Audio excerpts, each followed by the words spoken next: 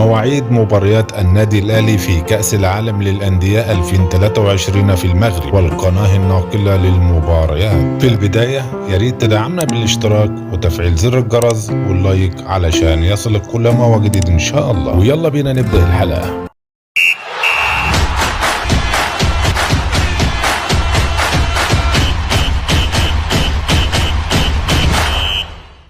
اكتمل عدد الفرق المشاركة في كأس العالم للأندية في النسخة الحالية التي تبلغ 7 أندية تمثل القارات الستة، ويأتي على رأس الأندية المشاركة في المونديال ريال مدريد بطل أوروبا بجانب فلامينغو البرازيلي بطل كوبا ليبرتادوريس، ويشارك سياتل الأمريكي بطل الكونكاكاف، وأوكلاند سيتي النيوزيلندي بطل أوقيانوسيا، والهلال السعودي بطل آسيا، والوداد المغربي بطل إفريقيا، والنادي الأهلي المصري وصيف بطل إفريقيا. يخوض الفريق الأول لكرة القدم بالنادي الأهلي أولى مبارياته في بطولة كأس العالم للأندية بمواجهة أوكلاند سيتي النيوزيلندي في الدور التمهيدي يوم 1 فبراير المقبل 2023، ويواجه المارد الأحمر بنظيره نادي الوداد المغربي في الدور ربع نهائي لبطولة كأس العالم للأندية يوم 4 فبراير في حالة الفوز على أوكلاند سيتي. وفي حال الفوز على الوداد المغربي